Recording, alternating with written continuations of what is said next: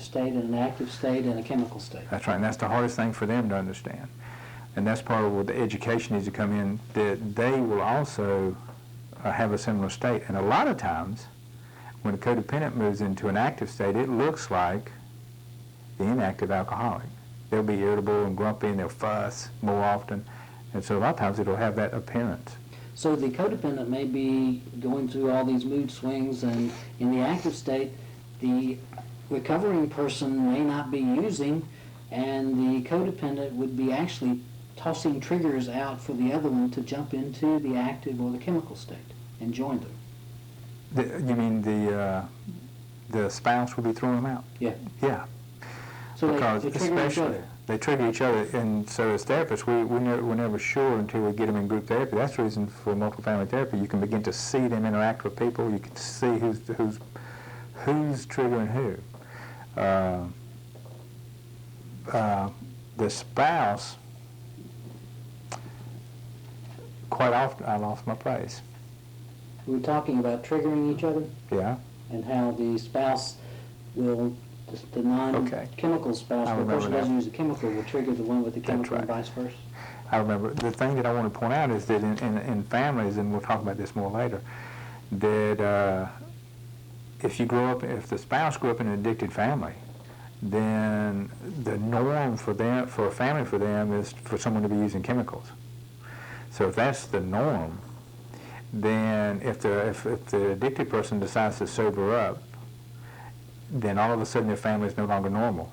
And so they immediately will begin to figure out how to cause so much stress that the individual will go back to drinking so things will be normal. Now this is on a subconscious level, but one of the things that will help you think about this is that how many people working in the field have you heard spouses say, hell, I like him better when he's drinking? And that's right, and those are the individuals. There's two things. One is that they're used to a family with addiction in it, so they don't know how to live in a sober family yet. And that's the reason for multiple family therapy, to help them find treatment. The other thing is they may have fallen in love with the chemical state. And if when they were early dating, if they were always high, then there's a real chance they fell in love with the chemical state. And then all of a sudden when that chemical state's gone, they actually don't appreciate or like the other state as much. So when the person's sobering up, they don't like them as much. Right. And they think that the only way at that point is to separate or to divorce. That's right. Of course, the first thing they do is fight and cause trouble, usually to cause the drinker to start drinking again, because they really do like them better when they're high. However, they have never seen them integrated with both states coming together, with active and inactive together, and feeling comfortable with oneself. They have never seen that. So if they'll stay in treatment long enough in multifamily therapy to see that take place, then they'll see that part of what they fell in love with in the chemical state can be accomplished without chemicals. That's what Father Joseph Martin said to one of his people that he was working with. He says, well, I'm going to divorce my wife. And Father Martin says, wait a minute. How many years did you spend with your wife under the influence? And he said 10 or 12. And Father Martin said, well, you spend 10 or 12 years sober with your wife and then talk about divorce. Right. That's what you're saying. They don't know each other. Yeah. Yeah. So the use of perceptual adjustment therapy could be applicable to each individual in the family, and of course it'll be different for each individual. That's right. And if each individual in the family understood from a perceptual adjustment therapy standpoint everybody else, then that means that everybody would have a good general understanding of where everybody else was coming from. That's right. And would help them improve their communication, improve forgiving, for example, That's right. Loving themselves, learning not to reject, or learning how not to reject, and things like that. Okay, yeah. Yeah. Are there any other points to perceptual adjustment therapy that we haven't talked about? There are a few. One of the things that probably influenced me the most early on was I usually, from my delirium background, I take early memories. And about 10 years ago, I began to notice that early memories of addicted people were routinely very negative. And then I thought, well, let me think. Maybe that's everybody. And so at first I just thought, maybe that's everybody, and I didn't think much about it. So then I went back and started going through files and looking. And my curiosity got up enough at that point to think that maybe there really is something here. So one day I did some training with 12 counselors. And I went around the room, and after doing a first memory with, I was teaching them how to do the first memory. We did the first memory with each counselor in the room, and showing them how to do it. And there were 3 in the room that had negative first memories. And it was interesting. They knew nothing about what I was doing that day, and also I didn't allow anyone that day to tell me if they were recovering or not. And at the end of the day, I said, who in here is recovering? And those 3 with the negative memories were recovering, and the rest of the counselors in the group were not recovering. And that's when I said, wait a minute, there really is something going on here. And so then I went back and I looked at early memories of 50 individual addicts and alcoholics. And what I came up with was 84% of their first memory, I say, give me one first memory. The very first thing they remember in life was negative, 84%. And the other 16% were more positive, and I found, and I didn't have a large enough sample to really check into that, but what I did find that a lot of those people was suffering from some post-traumatic problem, that early on in their lives were running really smoothly, and yet something happened like a terrible death where maybe they lost their wife and 2 children, and 2 years later they were an alcoholic. They began to drink to deal with the pain, and so then I would see that. But 50%, almost 50%, I think it was 47% of the alcohol drug addicts had fear-based memories. I think that's real important. And I think it also more than likely ties in to genetics. So the perceptual adjustment therapy ties into the research around genetics and things also, because my hunch is that since they have such negative feelings, that just goes along with genetics, because some of the things they found in genetics, the way I understand it, is that many alcoholics have less dopamine receptors. So an assumption I might make would be that they may not have the ability to feel good as often or as long, that their highs may not be quite as high. And so that's been real important. And the nice thing about first memories is to me, they're metaphorical. When I ask first memories, I'm really not going into the past. What do you mean? Basically what I'm talking about, because remember, state-dependent memory. So if a person's in a physiological state, and maybe they come into the office and they're feeling a certain way and they're angry, if I ask them to tell me that they're in an extreme state of anger, and I say, tell me your first memory, then most often they'll tell me a memory that has anger in it. And see, I think that's connected. The feeling of anger and the physiological state of anger helps that memory be accessed. So I think that's the reason it pops up. So what happens is when we look at these memories, they're really not the past at all, they're the present. They're giving us a metaphor for the way they see the world today, and how they think it exists for them, how their world exists, and also the memories through metaphor will tell us the path they're going to take.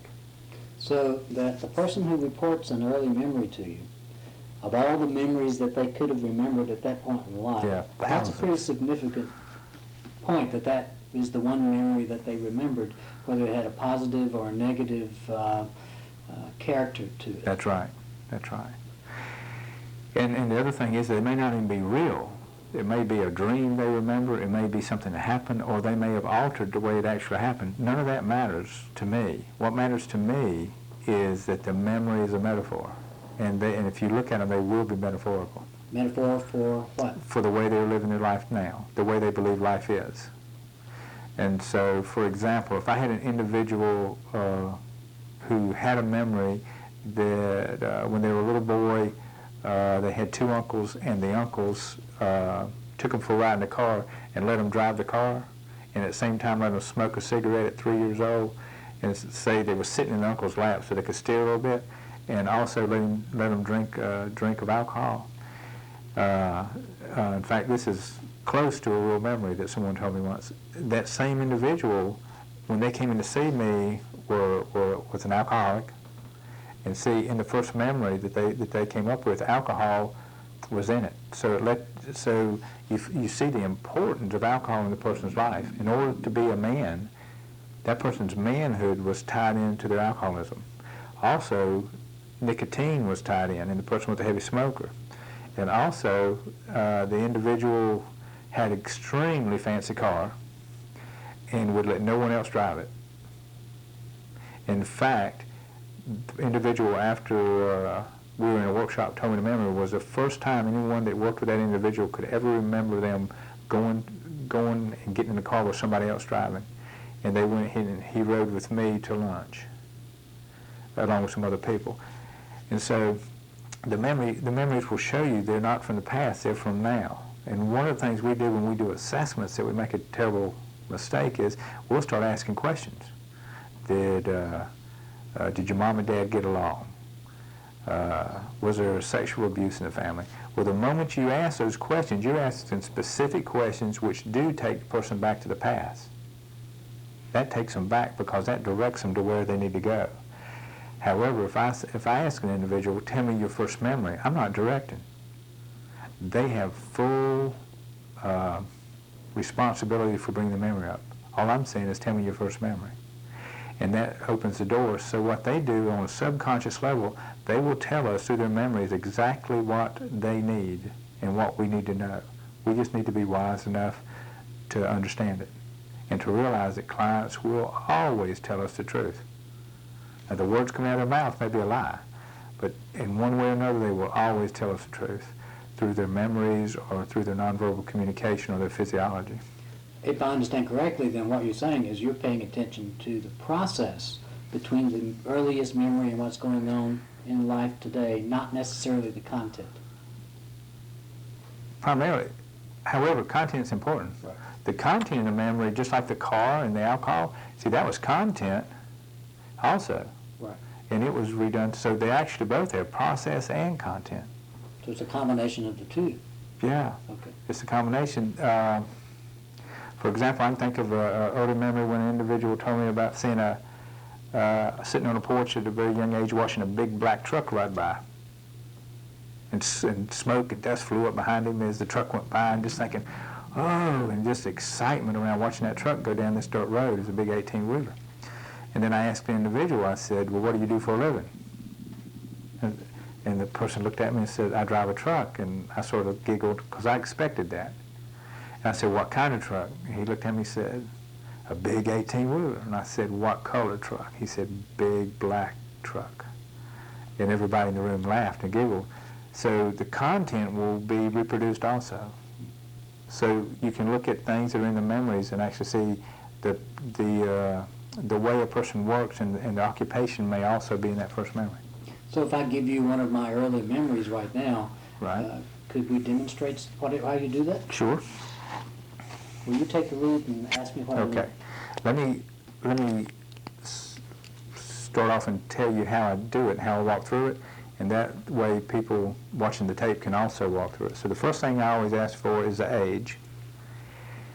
And then I ask, primarily I want, if I can get early memory, I want one under 7 years old.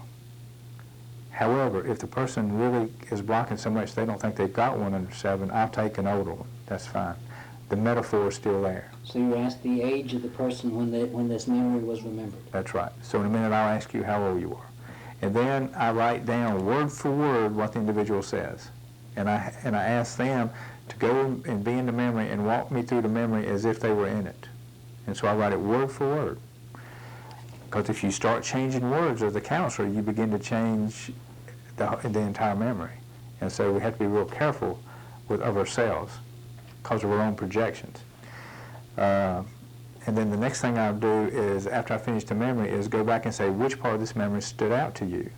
And I'll underline that part, because that'll be the most important part of the memory, and it'll be a key, and a lot of times will be a key for the presenting problem they're having when they walk into your office.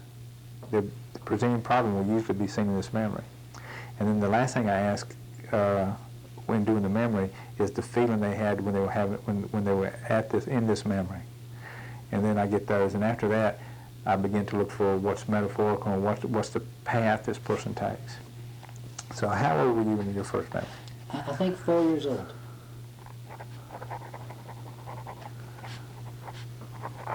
And people watching might want to write this down also. Okay? Go ahead and put yourself in the memory and walk me through the memory as it happens. As if you were there. I was at the home where my parents and I were living. I had been told not to climb up under the house. The house was opened. Okay, wait just a second. I have to slow people down.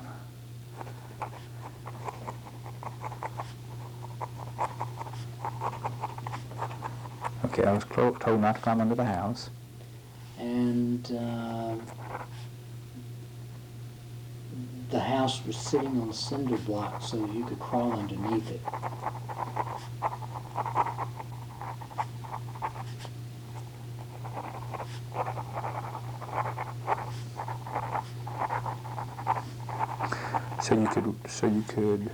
So from the front part of the house. Well, you said something, I missed it. It was sitting on cinder blocks so you could crawl underneath it. Underneath it. I could. The house was open. The house was on cinder blocks, so I could crawl underneath it. And I remember seeing my dog go underneath the house, and I had heard my dad talk about the dog having puppies.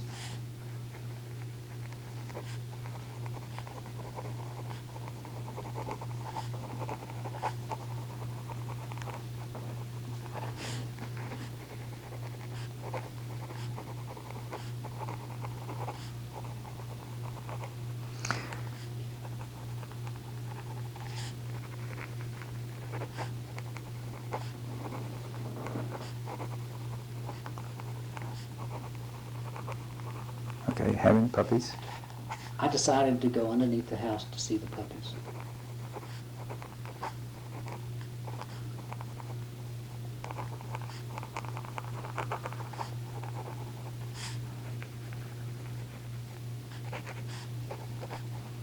Okay. And when I got to where the puppies were, the mom had dug a hole in the ground.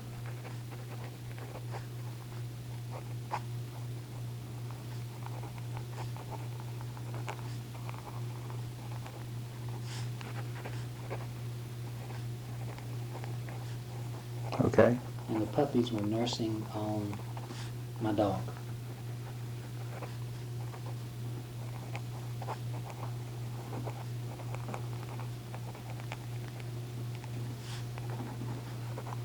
Okay. I stayed as long as I felt like I could without getting in trouble or getting caught, and then crawled out from under the house. I never went back.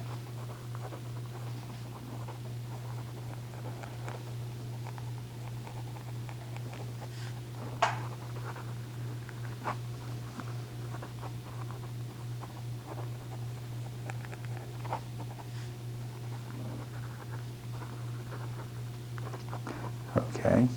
Is that the end of it? Because that's the last thing I always ask people, that's the end. So which part of this memory stands out?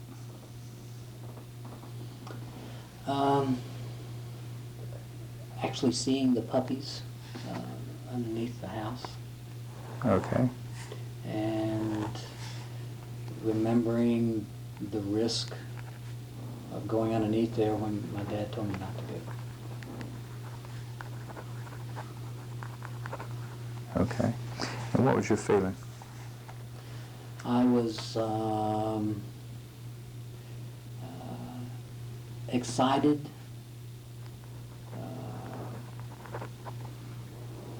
scared, Okay. And when I was looking at the baby puppies, I remember that there was a warm, compassionate feeling.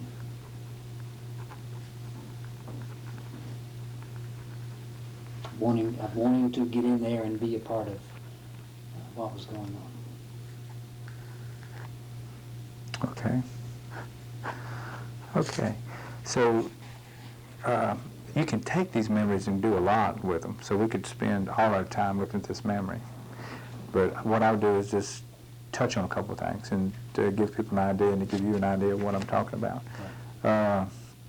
Well, one of the first things, I'll just run through it real quick. One of the first things that hit me was that both parents were brought up, and also Dad was brought up later. And then, of course, the mama and her puppies.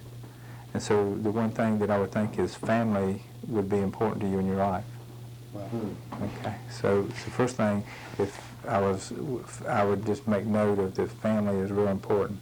And I imagine there are ways in your life today that becomes a real issue for you. You know, that about being with family and all this. Positively and negatively. Yeah, and in fact, since you say that, I would think that sometimes that because of the excitement, sometimes in your life you may find yourself in exciting and scary places. And and that might also involve with family because you did something your dad said don't do this, and you did it. And so you're a real risk taker and a little bit rebellious. That's true. And so sometimes the positive side of family might be the warmth and the sharing in that part. The negative part might be that sometimes people don't want you to do things you want to do. That's true. And it gets a little scary. It's like, well, right. Okay. Right. And being rebellious, you'd have a tendency to go do it a lot of times. You'd say, well, let me find a way to do this. Right. Right. Okay. The other thing that hit me is just thinking about you as a family therapist, and your first memory is about a mother dog and her puppies. And remember, metaphorically thinking, is that here you are crawling underneath the house. You're going underneath things to get to this family of puppies and mama. Wow. And I just thought, as being a therapist, that's what you do as a therapist. As a therapist, you go underneath things to get to where the family is. And so I'd also think, as a therapist, you may be a therapist that would go into things that some other people might not. I don't know what that means to you, though. Does that? Maybe taking risks with families. You might take a risk that other Be people willing would. to allow families to do things that maybe somebody else wouldn't. Yeah. I mean, I will tolerate some hollering and shouting and things as long as they're not punitive. Okay. Okay. So you know what I was talking about. Okay, and the part that stands out was seeing the puppies. So sometimes you might also be an individual that no matter what it is, or no matter, to not worry about the risk, that if you see the results and you see what you want to see, that sometimes the discomfort's worth it. That's true. And if you're seeing what you want to see and getting the positive strokes you want out of it, or the positiveness out of it, you'll stay there just as long as you can.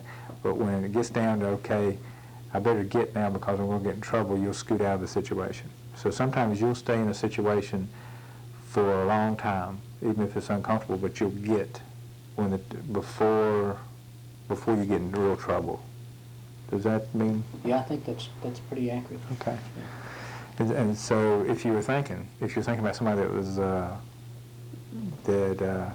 was an alcoholic or a drug addict, see, when I saw this, I would make an assumption. I'd start going, I would think that this individual, for example, might, because things are exciting, scary, and warm. So I would think that this person with excitement and scare might also do things somewhat illegal sometimes. If I was working in an addiction treatment center, and I might think of things like cocaine or crack, because they can be extremely exciting. You can get a rush out of doing something a little bit wrong, or real wrong, and then also it can be a little scary thing about getting caught, but then you also get a positive feeling at the end. Okay? And so in your case, what you've done is you've learned to do that through therapy. you know. And so I would think one of the greatest things that keeps you in therapy might be the warmth and the compassion when you're working with your clients. Does that fit? Yeah, and the adventure. Yeah, of going underneath and finding what's there. Right. And there may have been some times when I was younger that I got in trouble with the juvenile authorities, but as I grow older, I learned how not to get in conflict with the bigger systems. Right. But and you want to get out, so you'll go do things, but sometimes when it looks like it's getting hot, you'll slip out. You'll go, okay, it's time for me to stop doing whatever this is. Right. I've enjoyed it long enough, I better change. Okay. Well, let me ask you, just me going through this with you, what's this been like for you, just for a moment? Well, it's very revealing. I can't imagine that I talked to you and gave you an early memory and you came up with all those ideas. It's powerful. I'm sitting here. It is for me. I'm sitting here feeling somewhat vulnerable. Okay. Because I told you a little bit about myself and you told me more than I thought you could determine. Okay. And one of the amazing things is for me, when I'm working with clients, is that people talk about confrontation and heavy confrontation. See, I think I could sit here and fuss and scream and holler at you and try to get you to do something with one thing. But see, to me, this is the fastest, easiest way to confront somebody in the world, and it's plus it's acceptable. So you put me in conflict, though. The professional side of me is sitting here saying, okay, I've been through years of training on how to assess and learn to complete these multi-page assessments and all this stuff and look at psychological testing and things like that. And what I'm experiencing here is that maybe that's not necessary. It may be necessary only to keep your job. That's what I mean. However, it may not be necessary to stay in the here and now with the client. That what happens when we do all that, we direct the client. And so I think that more often than not, we get in the way of the client. So one of the things that I tell people when I'm training people is to do what I'm talking about and use perceptual adjustment therapy and use early memories to start off with to do the assessment. Once you've got that and you sort of have a good understanding, then you go back and ask those other questions because you've allowed the client to be directive and direct you to what's the most important to them in their lives. Then you can go back and do the other paperwork so you can keep your job. And the thing is I think now some places could switch their paperwork and actually use perceptual adjustment therapy because it's going to be extremely individualized treatment. The goals will be very specific for the client. And the objectives will be very specific for the client. And that's what CARP and JCH ask for. So I don't think it's that to get through CARP and JCH you need to do that other stuff. Right. I think the clients will give it. See, and if there are certain issues I need to check out, if they're important, they'll be right here. And if I did 3 early memories with you, not only would I get this much, I would see a pattern that runs through all of them. And that would be I'm willing to do that, but not on tape, okay? Yeah, well, me too. We don't have time. So, but I hope that, do you think this, well, let me ask you from this point, personally and professionally, do you think this might be helpful to people to see the way we did it? Well, I think so. Okay. I mean, it was powerful for me sitting here as the person Okay. answering the questions, and I think that it will be beneficial for people who are viewing this tape as well. Okay. So that gives a good example of how you would go about collecting early memories and writing it down and asking the questions and coming to some determination about what information you received and assessing what's going on out of that early memory. That's right. So you got that early memory, where do you go from there? Okay. So, like you said, this is a real assessment tool. However, you can take it a step further. If you're working with addicted individuals, in the first memory, you will most often, almost always, so I'm getting real close to saying always, see the positive intent, the reason for the positive intents for chemical use. Because in the first memory, the person will give you the way they see the world in such a way that you can make a guess at how they are when they're high. For example, a memory that I tell most often, for some reason it just sticks with me, but I think it's one anybody can visualize. Think of a young boy running through the backyard playing, and his friends are playing, they're playing Cowboys and Indians or something, and he's running across the yard, and all of a sudden the ground underneath him gives way and he falls through the ground and lands on a